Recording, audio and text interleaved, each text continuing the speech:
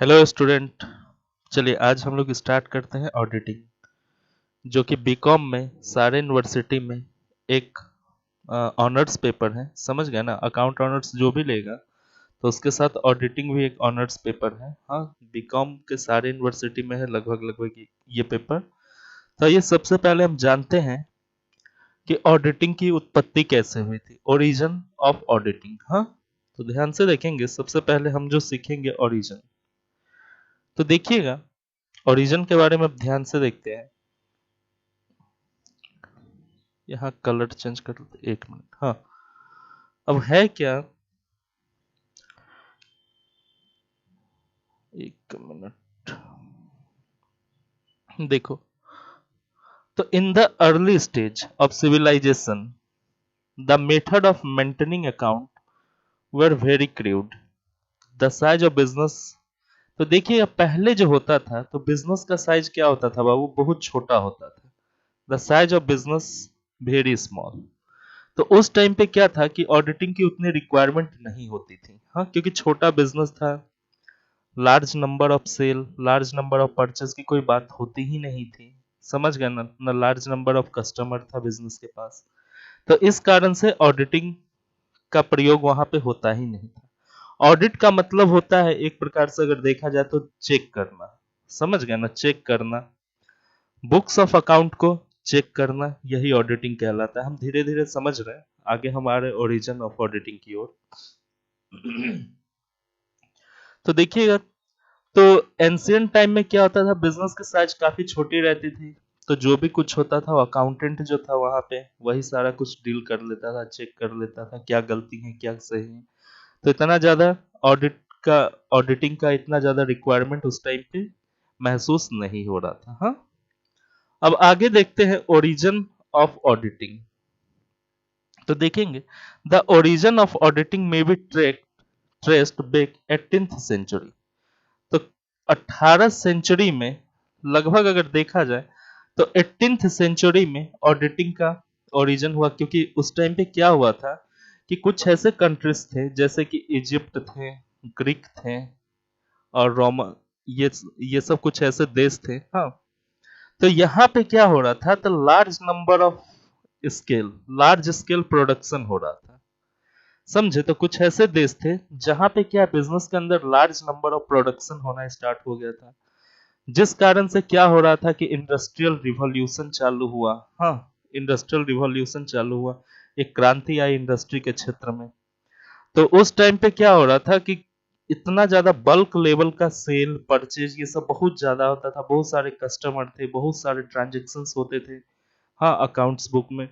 तो इन सब चीजों को एक सिस्टमैटिक वे में चेक करने के लिए एक मतलब ऑडिटिंग की आवश्यकता पड़ा। हाँ, किस चीज की आवश्यकता पड़ा, ऑडिटिंग सब्जेक्ट की आवश्यकता पड़ा। समझे? तो ध्यान दीजिएगा, तो लिखा हुआ it was found that some system of check and counter check are applied for the purpose of maintaining public accounts rather accounts public institution as early as the day of the ancient Egyptians Greek Roman. तो उस time पे क्या हुआ कि audit की requirement पड़ना start हो गया। फिर धीरे धीरे क्या हुआ कि देखेंगे, फिर ऑडिट शब्द की उत्पत्ति हुई। क्योंकि ऑडिट की रिक्वायरमेंट पढ़ने लगे तो ऑडिट शब्द की उत्पत्ति हुई। ऑडिट शब्द की उत्पत्ति जो हुई वो लेटिन वर्ड एडॉयड से। हाँ, लेटिन वर्ड क्या है, ऑडाइड, और जिसका मतलब होता है, ऑडाइड का मतलब होता है विच मीन्स टू हियर, मतलब सुनना। अब देखो, जो भी अकाउंट्स के अंदर परेशानी होती थी, जो भी अकाउंटिंग हो जाता था, उसको कौन सुनेगा? अकाउंटिंग जो भी किया है उसका कौन सुनेगा, वो सही है कि गलत है, बताइए, इसको कौन सुनेगा? तो ऑडिटर सुनेगा। समझ में आया ना? तो वहीं से इस शब्द की उत्पत्ति हुई, ऑडिट शब्द की। ऑडिट शब्द का मीनिंग याद रखिएगा कि क्या होता है, ऑडिट की उत्पत्ति कहाँ से हुई, तो ऑडाइट शब्द से हुई। इसका मतलब क्या होता है, टू हियर। हाँ, एमसीक्यू में ये क्वेश्चन आ जाता है।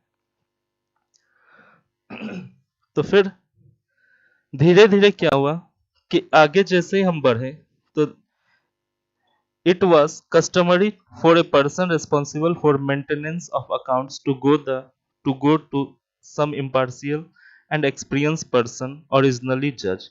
तो उस टाइम पे क्या हुआ कि कोई एक्सपीरियंस पर्सन की आवश्यकता पड़ने लगा, जिसको क्या है, बढ़िया से ज्ञान हो, हाँ, चेकिंग करने का बढ़िया से ज्ञान हो, जिसको अकाउंट्स, लॉ, इन सब चीजों का ज्ञान हो, जो अकाउंट्स बुक को चेक कर सके सही से। तो उसी सब तरह के पर्सन को हम लोग क्या बना देते थे, ऑडिटर बना देते थे। फिर आइए देखते हैं अब अगला पड़ाव क्या है। इंडिया में अगर इसका बात किया जाए कि ऑडिटिंग इन इंडिया, तो देखिएगा इंडिया में इसका जो उत्पत्ति हुआ है फ्रॉम 1914 टू 1932। तो देखते हैं 1914 में इंडिया में ऑडिट की आवश्यकता पड़ी, लेकिन उससे पहले यहाँ पे क्या है कि कंपनी एक्ट फर्स्ट टाइम जो इंडिया में कंपनी एक्ट लागू हुआ था, जो मेन रूप से वो 1913 को, 1913 में कंपनी एक्ट लागू हुआ था। और उसी टाइम पे ध्यान दीजिएगा, कंपनी एक्ट इंडिया में 1913 में लागू हुआ था। The growth of accountancy profession in his country was actually an outcome of this act, which made is obligatory on the part of every company registered under it to have accounts audited at least once every year। अब ध्यान दीजिएगा, तो company act 1913 में जो लागू हुआ था ना, तो वहीं पे क्या था कि ऑडिटिंग का जो है, ऑडिटिंग को लागू कर दिया गया था, मैंडेटरी कर दिया था कि कोई भी कंपनी हो, और ये चीज मैंडेटरी किया था 1914 में। हाँ तो देखिएगा, तो 1914 में इस चीजों को मैंडेटरी किया गया था। तो उस टाइम पे क्या था कि मतलब इंडिया में जो भी कंपनी चल रही है, तो कम से कम साल में उसको एक बार जरूर ऑडिट करवाना पड़ेगा किसी ऑडिटर से, समझे। अब आगे देखेंगे ऑडिटर किसको बोलते हैं। हाँ, उसके बाद फिर देखते हैं आगे। फिर from 1930 to 1949 till 1932 it was concern of the provincial, now state government, हाँ, to arrange for the education of and to prepare qualified auditor। तो अब देखिए 1932 से 1949 के बीच, हाँ, क्या कहा गया कि एक क्वालिफाइड ऑडिटर का होना अति आवश्यक है। इससे पहले क्या होता था बाबू, तो ध्यान दीजिएगा, इससे पहले जो था कि कोई भी बंदा मान लो जिसको 1932 से 1949 से पहले कोई भी बंदा ऑडिट कर सकता था, जिसको अकाउंट्स और फाइनेंशियल का नॉलेज होता था, समझ गए ना, जिसको अकाउंटिंग का नॉलेज था, जो ऑडिट कर पाता, वो हर कोई बंदा कर पाता था और कर लेता था। 1932 में क्या बोला गया, thereafter central government establish Indian accountancy board the auditor certificate rules 1932। और पूछेगा ऑडिटर सर्टिफिकेट रूल्स कब आया, तो याद रखिएगा 1932 को आया। हाँ, under the rules registered accountant was authorised to work as qualified auditor. और ध्यान दीजिएगा तो क्या था, द सेंट्रल गवर्नमेंट किसने स्टेब्लिश किया था, central government establish an Indian accountancy board under the auditor. तो भारत सरकार ने क्या किया कि सेंट्रल अकाउंटेंसी बोर्ड का गठन किया, और सेंट्रल अकाउंटेंसी बोर्ड के अंदर जो भी बंदा वहां से जो भी क्वालिफाई करेगा, समझ गए ना, उसको एक डिग्री मिलेगा ऑडिट करने का, समझे, उसको एक डिग्री मिलेगा ऑडिट करने का, और उसी तरह के लोग ऑडिट करता था उस टाइम पे। हाँ, चलिए, जिसको हम बोलते थे रजिस्टर्ड अकाउंटेंट। हाँ, रजिस्टर्ड अकाउंटेंट, जिसको किस रूल के अंतर्गत, सर्टिफिकेट रूल 1932 के अंदर रजिस्टर्ड करना होता था, और वही बंदा ऑडिट कर सकता था। लेकिन फिर थोड़ा सा और बढ़ा, और उसके बाद 1949 में बाबू क्या हुआ, तो एक चार्टर अकाउंटेंसी नाम से institute of charter accountant of India बना दिया गया, समझ गए ना। तो देखिएगा 1 जुलाई 1949 को क्या हुआ, तो charter accountant act was passed in यहाँ पे, और ये जो काम करना स्टार्ट हुआ 1 जुलाई 1949 से, और इस डेट पे क्या हुआ कि एक ऑटोनॉमस बॉडी बना दिया गया, ऑटोनॉमी बॉडी बना दिया गया, हाँ ऑटोनॉमस बॉडी। और ध्यान दीजिएगा, तो ये पूरा पावर किसको दे दिया गया, देखिएगा ये पूरा पावर दे दिया गया कि आईसीएआई को, हाँ Indian institute of charter accountancy of India को पावर दे दिया गया कि भैया आप सीए बनाओ, और जो सीए होगा वही चार्टर अकाउंटेंट ही ऑडिट करेगा, हाँ बुक्स ऑफ अकाउंट ऑडिट करने का पूरा पावर किसको दे दिया गया बाबू, सीए को। तो याद रखिएगा सीए का जो है चार्टर अकाउंटेंट एक्ट कब पास हुआ था, 1949 को, हाँ और ये कब से काम करना चालू किया था, 1 जुलाई, अगर डेट रहे तो 1 जुलाई 1949 से चार्टर अकाउंटेंट एक्ट काम करना चालू किया था। चलिए फिर आगे देखते हैं।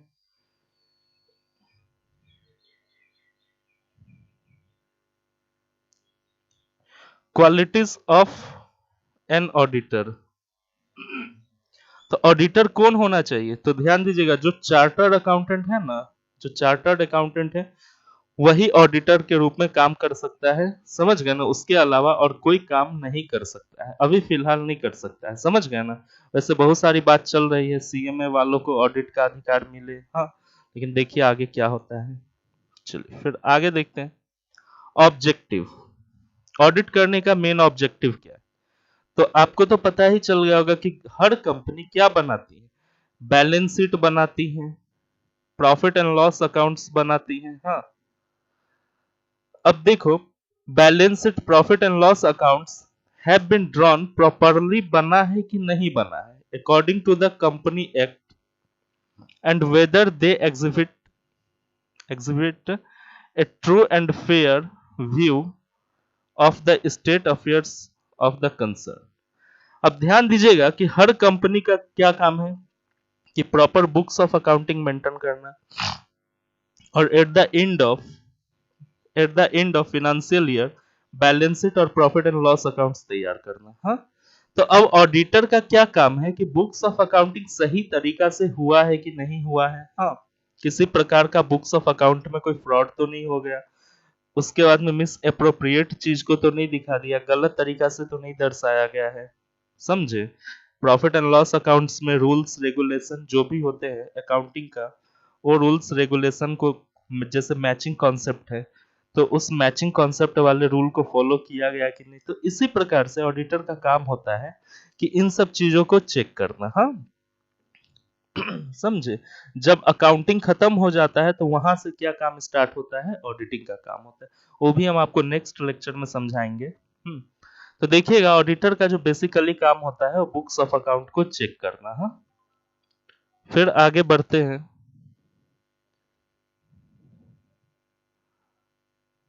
देखिए यहाँ पे क्या, to deduct error and fraud, account में कोई गलती तो नहीं हुई, कोई फ्रॉड तो नहीं किया गया अकाउंट बनाते टाइम पे, हाँ prevention of recurrence of this of those error of fraud, या मतलब किसी भी गलती को छुपाया तो नहीं जा रहा, समझ में आया, किसी भी गलती को जानबूझकर वहां के जो ऑनर है या जो वहां के फिनेंस मैनेजर है या जो वहां के अकाउंटेंट है उसके द्वारा किसी गलती को अगर जानबूझ के छुपाया जा रहा है, तो ऑडिटर का ये काम होता है बताना कि भैया आप ये गलती जानबूझकर छुपा रहे हैं, समझे। और ऑडिटर वहां पे पेनाल्टी भी मार सकता है उस फाइनेंस मैनेजर या उस अकाउंटेंट को, हाँ अब आइए बाबू देखते हैं ऑडिटर जो चेक करता है वो गलती कितने प्रकार का होता है। तो देखिए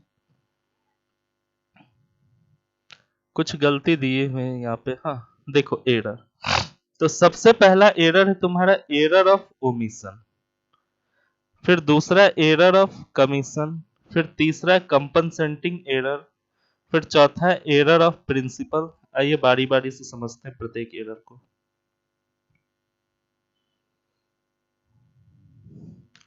अब देखना एरर ऑफ ओमिशन का मतलब होता है, एरर ऑफ ओमिशन का मतलब होता है कि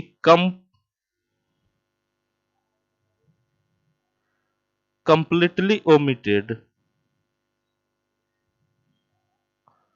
ध्यान दीजिए, तो कंप्ली कंप्लीटली ओमिटेड। हाँ, यानी कि किसी भी ट्रांजैक्शन को अगर क्लर्क बुक्स में कंप्लीटली छोड़ देता है लिखने से, वो भूल जाता है लिखना, हाँ, तो उसको हम लोग क्या बोलते हैं, एरर ऑफ ओमिशन। तो इस तरह की गलती को क्या किया जाता है, ऑडिट पकड़ता है, इस तरह की गलती को, समझ गया ना, और उस गलती को फिर ठीक करने को बोलता है किसको, अकाउंटेंट को बोलता है। तो एरर ऑफ ओमिशन का मतलब होता है कोई भी ट्रांजेक्शन जो बुक्स ऑफ अकाउंट में रिकॉर्ड नहीं हुआ है, समझ गए, बुक्स ऑफ अकाउंट में रिकॉर्ड नहीं हुआ है, कंप्लीटली छूट गया है, उसको हम बोलते हैं एरर ऑफ ओमिशन। उसके बाद फिर अगला देखते हैं। अब देखिएगा, एरर ऑफ ओमिशन में ही कुछ बातें लिखी हुई हैं, उसी का गलती है। इनकरेक्ट रिकॉर्डिंग, होली और पार्शियली, तो ध्यान दीजिएगा। चलिए अब नेक्स्ट एरर हम लोग देखते हैं, जिस एरर का नाम है एरर ऑफ कमीशन। हाँ, चलिए, तो एरर ऑफ कमीशन अब हम लोग देखते हैं क्या होता है। तो एरर ऑफ कमीशन में क्या होता है बाबू, या तो आप किसी ट्रांजैक्शन को पूरा पूरी रिकॉर्ड करने से छोड़ देते हो, रिकॉर्ड नहीं करते हो, या पार्शियली गलती करते हो उसमें। हाँ, पार्शियली गलती करते हो। सपोज करो, एग्जांपल यहाँ पे लिखा हुआ है कि मान लीजिए sales of 100 is entered in the sales book 10। यानी देखिए, आपने कितना का सेल करा 100 का, लेकिन गलती से कितना लिख दिया, 10 रुपया मात्र लिखा सेल्स बुक में। तो ये किसका है, एरर ऑफ ओमिशन, कमीशन का है। हाँ, तो देखिएगा, फिर अब आगे ध्यान देंगे, एरर ऑफ कमीशन में और भी एग्जांपल है। इनकरेक्ट पोस्टिंग और posting an item to a wrong side, या तो इनकरेक्ट पोस्टिंग हम कर देते हैं, गलत तरीका से पोस्टिंग करते हैं, जो डेबिट होना चाहिए उसको क्रेडिट में पोस्टिंग कर देते हैं, समझ गए, जो क्रेडिट होना चाहिए उसको हम डेबिट में पोस्टिंग कर देते हैं। या तो फिर रॉन्ग अकाउंट में, सपोज करो हमने करा सेल, और सेल को हमने क्या किया, परचेज में एंट्री कर दिया, परचेज को हमने सेल में एंट्री कर दिया। या राम को हमने माल बेचा तो श्याम के लेजर में एंट्री कर दिया। तो ये गलत पोस्टिंग भी हो सकता है एरर ऑफ कमीशन में। उसके बाद देखते हैं फिर error in totalling and balancing. अब जो हम अकाउंट्स बनाने के लास्ट में जो टोटल करते हैं, तो उस टोटल में भी गलती हो सकता है, ये भी एरर ऑफ कमीशन के अंदर ही आता है। समझ गए ना, कि अकाउंट्स का जो भी अकाउंटिंग हमने किया है, लास्ट में जो उसका टोटल करते हैं, डेबिट साइड का टोटल करते हैं, क्रेडिट साइड का, ये भी आता है आपका एरर ऑफ कमीशन में। अगर इस प्रकार किसी भी प्रकार की टोटल में कोई गलती हो रही है, तो ये भी एरर ऑफ कमीशन में है। फिर चौथा पॉइंट देखेंगे, error in carrying forward total two trial balance. अब देखो, तो ट्रायल बैलेंस में सपोज करो, यहां पे देखो कि for the example the balance of 125 on the debit of an account may be carried forward to the debit column of trial balance 115। Suppose करो कि जो भी अकाउंट से, मान लेते हैं कि जैसे कि यहां पे मान लेते हैं, ध्यान दीजिएगा, अब राम के अकाउंट में मुझे डेबिट करना था 150 रुपया। हाँ, राम सपोज करो मेरा डेटर है, उसके अकाउंट में मुझे डेबिट करना था 150। तो जब हम ट्रायल बैलेंस बनाएंगे, तो ट्रायल बैलेंस के डेबिट साइड में और क्रेडिट साइड, दो साइड होता है ट्रायल बैलेंस का। तो अब बताइए, ट्रायल बैलेंस के डेबिट साइड में हम राम को दिखाते ना 150 रुपया से, मैंने क्या किया, अब ट्रायल बैलेंस के डेबिट साइड में 150 रुपया दिखाना चाहिए, इसके जगह मैंने क्या किया, कैरी फॉरवर्ड जो किया वो गलती कर दिया, और कितना कर दिया, 115 लिख दिया। तो इस प्रकार की गलती भी हो सकती है। हाँ, ये भी आता है आपका एरर ऑफ कमीशन के अंदर। हाँ, फिर अगला देखेंगे, कुछ और भी एग्जाम्पल सब दिया गया, अदर एग्जाम्पल, ये सब आप पढ़ लीजिएगा, समझ गए ना, स्क्रीनशॉट लेके, कोई हार्ड है नहीं। अगर आपको एरर हार्ड लगता है तो फिर हम क्लास 11th का जो वीडियो बनाए हैं उसमें आप जाके देख लीजिएगा, हाँ, एरर को कैसे डिडक्ट किया जाता है। चलिए, फिर आपका आता है तीसरा एरर है कंपनसेटिंग एरर। हाँ, देखिए, इसका मतलब क्या होता है कि one error one error rectify, one error rectified another error। देखो जब एक गलती दूसरे गलती को ठीक कर दे तो उसको हम लोग बोलते हैं कंपनसेटिंग एरर। समझे, जब एक गलती से दूसरी गलती अगर ठीक हो जाए तो उसको हम लोग बोलते हैं कंपनसेटिंग एरर। हाँ, चलिए एरर ऑफ प्रिंसिपल, ये समझिएगा एरर ऑफ प्रिंसिपल। देखिए एरर ऑफ प्रिंसिपल का मतलब क्या होता है बाबू, कि एरर इन रूल्स, जो भी नियम है उस नियम में अगर गलती कर दिया जाए तो इसको हम लोग क्या बोलते हैं, एरर ऑफ प्रिंसिपल। सपोज करो अकाउंटिंग करते टाइम पे मुझे अकाउंटिंग स्टैंडर्ड को ध्यान में रखना होता है, समझे ना। तो अकाउंटिंग स्टैंडर्ड को ध्यान में रखना होता है, कुछ अकाउंटिंग एजम्पशन होता है, हाँ कुछ अकाउंटिंग एजम्पशन होता है, उन सब चीजों को ध्यान में रखना होता है। तो मान लीजिए कि हम अकाउंटिंग स्टैंडर्ड के हिसाब से काम नहीं कर रहे, एजम्पशन के हिसाब से काम नहीं कर रहे, तो इसको क्या बोलेंगे, एरर ऑफ प्रिंसिपल। जैसे कि एक एग्जाम्पल हम समझाते हैं। देखो कि आज एक बिल्डिंग परचेज हुआ, हाँ आज संस्था में क्या हुआ कि परचेज हुआ एक बिल्डिंग, और ध्यान देंगे बिल्डिंग जो परचेज किए हैं वो कितना का किए हैं, 5 लाख रुपए का बिल्डिंग परचेज किए हैं। तो अब ये बिल्डिंग परचेज किए तो गलती से क्या हो गया, परचेज, हमारा जो अकाउंटेंट है उसको ज्ञान नहीं था, तो उसने रॉन्ग क्या एंट्री कर दिया, ध्यान दीजिएगा, गलती से इसने क्या एंट्री कर दिया, purchase account debit to cash account. हाँ purchase account debit to cash account ये एंट्री कर दिया 5 लाख रुपए से, हाँ समझे।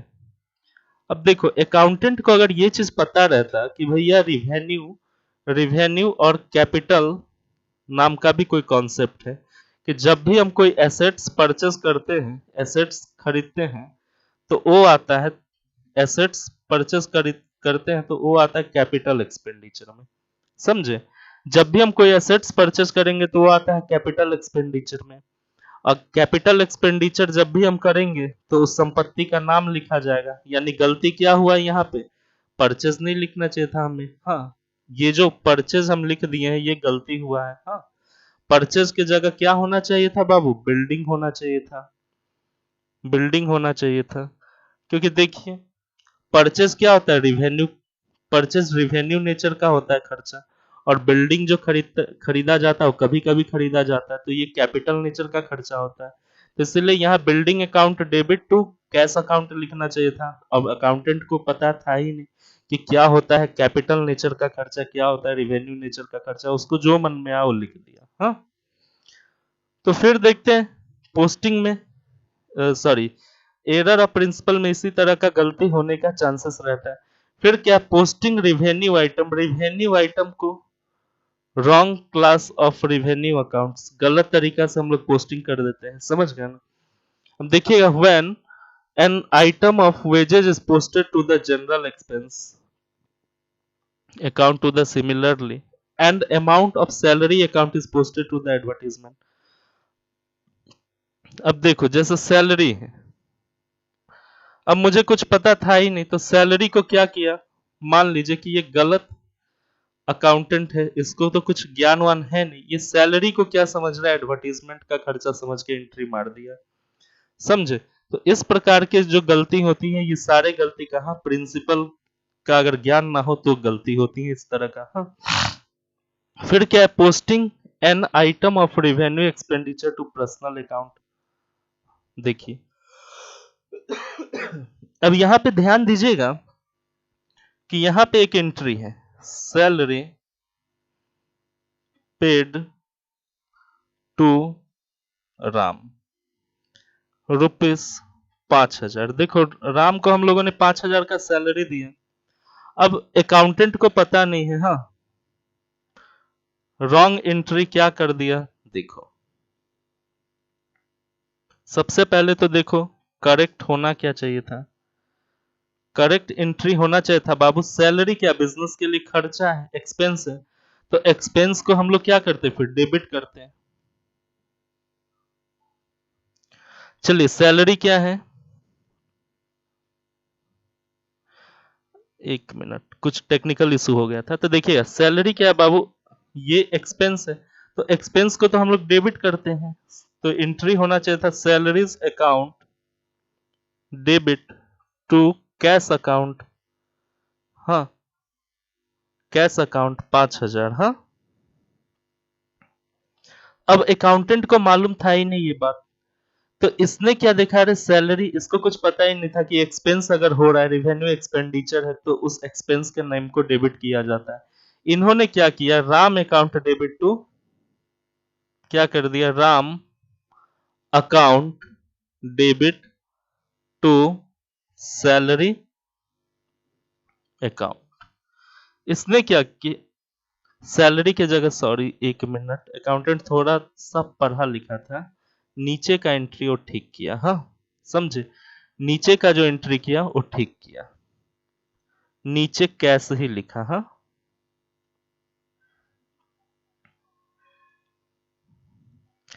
तो देखो ऊपर गलती किया, हाँ ऊपर उसको कंफ्यूजन था अकाउंटेंट को, हाँ कि सैलरी लिखे कि राम लिखे, तो इसने क्या किया, नहीं समझ में आया, राम को सैलरी मिला और इसने क्या कर दिया, Ram account debit to cash account कर दिया। अब बताइएगा ये गलती एंट्री किया कि नहीं किया, तो यहां देखिएगा, तो वही कह रहा है कि posting an item of revenue expenditure, ये है रिवेन्यू एक्सपेंडिचर, इसको पर्सनल अकाउंट में, राम के पर्सनल अकाउंट में इसको भेज दिया, समझे। तो यही सब जो होता है बाबू, यही सब क्या होता है, अब यहाँ पे एक और दिया हुआ, valuation of assets against fundamental principle of accounting. अब देखिए जैसे कि एसेट्स है, एसेट्स की जो वैल्यूएशन किया जाएगा, तो ये कई मोड दिया गया है रिवैल्यूएशन मेथड से दिखाना है एसेट्स को, कि हिस्टोरिकल कॉस्ट पे दिखाना है, समझे, हिस्टोरिकल कॉस्ट पे दिखाना है कि रिवैल्यूएशन वैल्यू पे दिखाना है। उसके बाद स्टॉक है, तो स्टॉक को किस मेथड से अकाउंटिंग किया जाए, LIFO method, last in first out method से किया जाए, कि HIFO method, highest in first out, कि FIFO, first in first out method से अकाउंटिंग किया जाए। तो ये सब बात जो है ना बाबू, ये सब बात प्रिंसिपल में पता रहता है, हाँ प्रिंसिपल में। तो वही चीजें जब नियम में गलती करोगे ना, तो एरर ऑफ प्रिंसिपल का गलती माना जाएगा, हाँ। तो ऑडिटर का काम क्या है, कि यही कुछ जो गलती सब हम बता रहे थे आपको, तो इसी प्रकार की कुछ गलती सबको डिटेक्ट करना, समझ गए ना, और उस गलती को डिडक्ट करके फिर पता लगाना कि क्या गलती है, नहीं गलती, फिर उसको कैसे ठीक किया जाएगा, इसका समाधान करना भी ऑडिटर का काम है, समझे। तो कुल मिला के अगर देखा जाए, कुल मिला के देखा जाए, तो ऑडिटर है कौन, बताइए। अगर मैं बात करूं ऑडिटर कौन है, तो बताओ, जो बुक्स ऑफ अकाउंट को, जो बुक्स ऑफ अकाउंट को, हाँ जो बुक्स ऑफ अकाउंट को चेक करता है, समझे, जो बुक्स ऑफ अकाउंट को चेक करता है उसी को ऑडिटर बोलते हैं। इसकी क्वालिफिकेशन क्या होनी चाहिए, ये इंडिया के अंदर अगर काम करेगा तो चार्टर्ड अकाउंटेंट होना चाहिए, समझ में आया ना। तो ध्यान दीजिएगा ऑडिटर का मतलब क्या है, और ये कैसा होना चाहिए, तो एक इंडिपेंडेंट पर्सन होना चाहिए, इंडिपेंडेंट, हाँ इंडिपेंडेंट पर्सन, हाँ ये किसी पे निर्भर ना हो। कहने का सेंस ये है कि अगर ऑडिट, मान लो ये कंपनी है, ये कंपनी मेरा, और मान लीजिए कि मैं एक सीए हूँ, चार्टर्ड अकाउंटेंट हूँ, हाँ तो क्या मैं अपने कंपनी का खुद ऑडिट करूंगा, तो ऐसा नहीं होता, हाँ मैं अपने कंपनी का खुद ऑडिट नहीं करूंगा, समझ गया ना। तो इंडिपेंडेंट होना चाहिए, इंडिपेंडेंट पर्सन का मतलब वो एक ऐसा पर्सन होना चाहिए जिस जो इस कंपनी से जुड़ा नहीं होना चाहिए। मतलब अगर आप ऑडिटर बनते हो ना, तो आप अपने कंपनी का खुद ऑडिट नहीं कर सकते हो, आपकी कंपनी को ऑडिट करवाने के लिए आपको दूसरे ऑडिटर को हायर करना होगा, हाँ। चलिए, तो फिर मिलते हैं हम लोग नेक्स्ट वीडियो में। अगर वीडियो अच्छा लगा होगा तो लाइक सब्सक्राइब शेयर जरूर कर दीजिएगा। Thanks for watching.